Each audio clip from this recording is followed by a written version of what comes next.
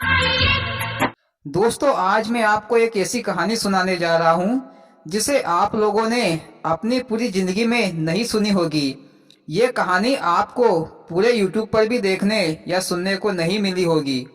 दोस्तों, कहानी को ध्यान से सुनना और पूरा सुनना। कहानी में बहुत ही राज छिपा हुआ है और हमें बताना कि आपको हमारी कहानी कैसी लगी। कमेंट में जरूर लिखना। वाह मोदी जी, ऐसी भी कोई कहानी है जो हमने कभी नहीं सुनी हो? तो मोदी जी जल्दी शुरू करो, अब तो सब्र ही नहीं हो रहा है। हाँ तो भाइयों, प्राचीन समय की बात है। एक राजा था। उस राजा की दो रानियां थी। वह राजा एक रात अपने कक्ष में सो रहा था। राजा को एक स्वप्न आया। स्वप्न में राजा रासलीला देख रहा था। रासलीला में सभी देवी देवता नृत्य गान कर रहे थे। जब रासलीला समाप्त हो गई तो भगवान प्रसाद बांट रहे थे। तो राजा भी प्रसाद लेने के लिए भगवान से कह रहे थे कि मुझे भी दे दो, मुझे भी दे दो। ऐसे शब्द राजा नींद में जब बड़बड़ा रहे थे तो राजा की ये आवाज सुनकर बड़ी रानी ने राजा को नींद से जगा दिया।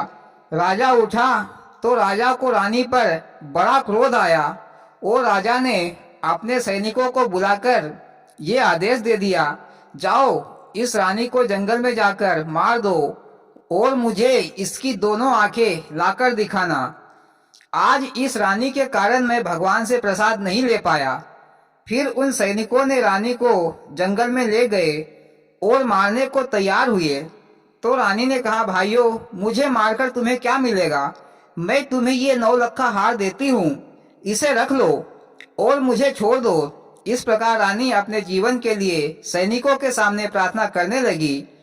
रानी को इस तरह रोते हुए देखकर सैनिकों को उस पर दया आ गई और सैनिकों ने रानी को वहीं जंगल में छोड़कर चल दिए और रास्ते में एक हिरन को मारकर उसकी आंखें निकालकर राजा को दिखा दी। दूसरे दिन उसी नगर का एक व्यापारी अपने व्यापार के लिए बैलगाड़ी पर जंगल के रास्ते से जा रहा था। तो जंगल में उस व्यापारी के ऊपर पानी की बूंदें गिरी। व्यापारी ने सोचा, इस समय कोई बारिश का मौसम तो नहीं है, फिर ये पानी की बूंदें मुझ पर कैसे गिरी? फिर व्यापारी ने ऊपर देखा तो एक बरगद के पेड़ के ऊपर एक स्त्री रो रही थी। व्यापारी ने उससे पूछा, कौन हो? कोई भूत प्रेत या चुड़ैल तो नहीं हो? फिर उस रानी ने अपने बारे में सारी बात बताई और कहा, मुझे अपने घर ले चलो, मैं तुम्हारे घर एक नौकरानी बनकर रह लूंगी। व्यापारी को भी उस पर दया आ गई और वह रानी को अपने घर ले आया। लेकिन वह रानी गर्भवती थी। कुछ महीनों बाद उस रानी को एक लड़का पैदा हुआ। इधर राजा साहब के यहाँ भी राजमहल में छोटी रानी को भी एक लड़का पैदा हुआ। दोनों रानियों के लड़के जब बड़े हो गए तो दोनों में घनिष्ठ मित्रता हो गई। राजा का लड़का घूमने फिरने जाता तो वह कभी घोड़े पर जाता तो कभी हाथी पर। व्यापारी का लड़का राजा के लड़के के साथ पैदल चलता। एक दिन राजा के लड़के ने व्यापारी के लड़के से कहा, मित्र, तुम भी अपने पिताजी से कहकर एक घोड़ा खरीद लो, जिससे हमें घूमने फिरने में दिक्कत या परेशानी नहीं होगी। फिर व्यापारी का लड़का घर गया और अपने पिता व्यापारी से कहा, मुझे भी एक घोड़ा चाहिए। व्यापारी ने कहा, ठीक है, हम कल ही एक घोड़ा खरीद लेंगे। दूसरे दिन व्यापारी और लड़का घोड़ा लेने के लिए काबुल गए। काबुल में व्यापारी ने अपने लड़के को एक से एक बढ़िया घोड़ा बताया, पर लड़का बोला, पिताजी, ये सभी घोड़े तो खच्चर है, इनमें से कोई भी घोड़ा ठीक नहीं है। फिर उस लड़के की नजर एक कमजोर मरियल से घोड़े पर गई। लड़के ने कहा, पिताजी, ये घोड़ा ठीक है, इसे खरीद लो। व्यापारी ने घोड़े की हालत देखी तो व्यापारी ने कहा, बेटा, ये घोड़ा इतना कमजोर है, इसके चारों पैर तो कब्र में लटक रहे हैं, इसका भरोसा भी नहीं है कि ये घर तक चला जाए। कहीं रास्ते में ही मर गया तो हमारे पैसे फोकट में ही चले जाएंगे। पर लड़के ने जिद की तो व्यापारी ने घोड़े के मालिक से पूछा, भैया, इस घोड़े की कीमत बताओ।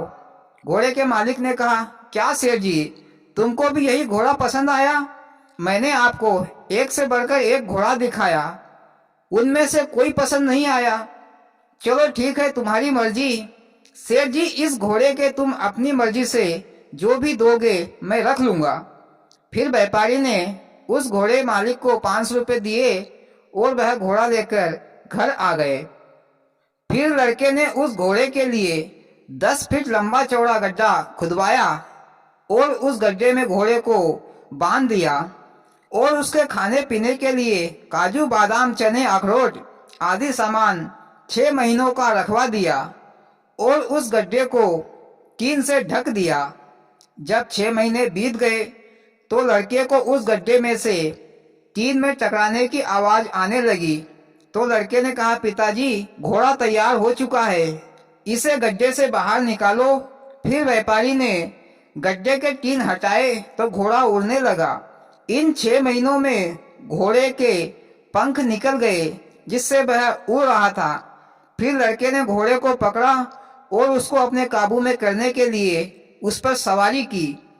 वह घोड़ा तो जमीन पर पैर ही नहीं रखता था, वह तो आकाश में उड़ने लगा। फिर एक दिन राजा का लड़का घोड़ा लेकर आया। इधर से व्यापारी का लड़का भी अपना घोड़ा लेकर आया।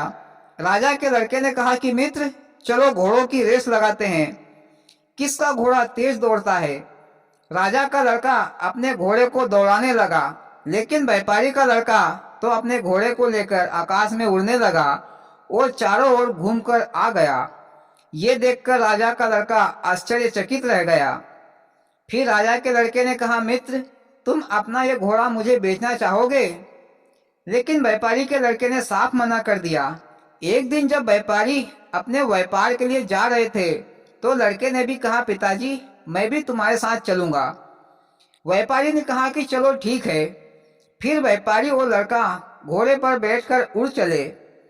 फिर लड़के ने व्यापारी को नगर के बाहर छोड़कर कहा, पिताजी आप अपना व्यापार कीजिए, तब तक मैं घूम फिर कर आता हूँ।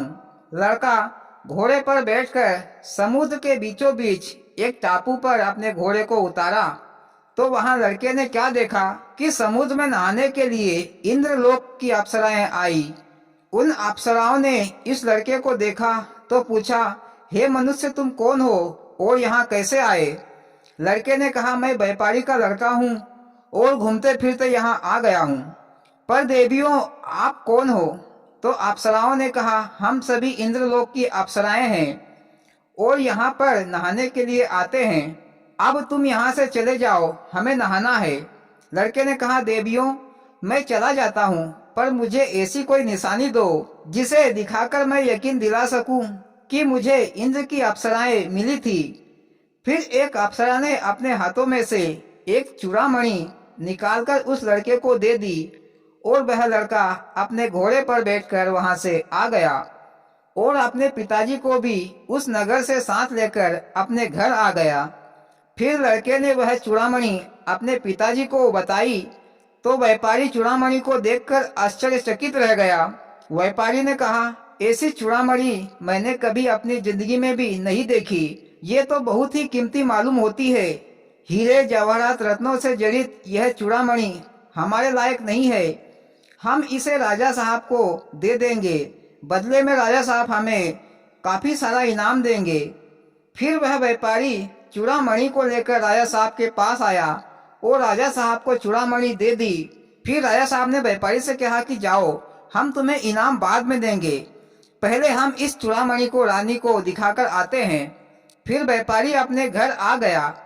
राजा साहब ने रानी को चूड़ामणि दी तो रानी उस चूड़ामणि को देखकर बहुत ही खुश हुई। फिर रानी वह चूड़ामणि पहनकर अपनी सखियों के साथ फुलवारी में झूला झूलने को चली गई।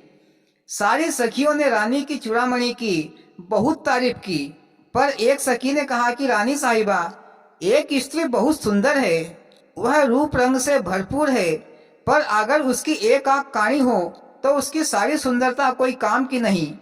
ये बातें सुनकर रानी समझ गई, ये मेरे बारे में कह रही है। मेरे हाथ में एक चूड़ामणि है और एक हाथ खाली है।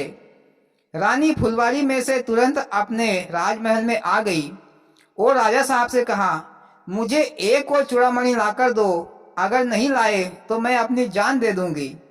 फिर राजा साहब ने अपने सैनिकों से कहकर व्यापारी को बुलवाया तो व्यापारी और लड़का दोनों राजमहल में आए। व्यापारी यह सोच रहा था कि राजा साहब अब हमें कुछ इनाम देंगे। फिर राजा ने व्यापारी से कहा, व्यापारी तुमको एक ऐसा ही चूड़ामणि और लाकर देना होगा तो हम तुम्हें बहुत सारा इनाम देंगे। अगर नहीं ला पाए तो हम तुम्हारे पूरे परिवार को फांसी पर चढ़ा देंगे। राजा की ये बातें सुनकर व्यापारी भयभीत हो गया।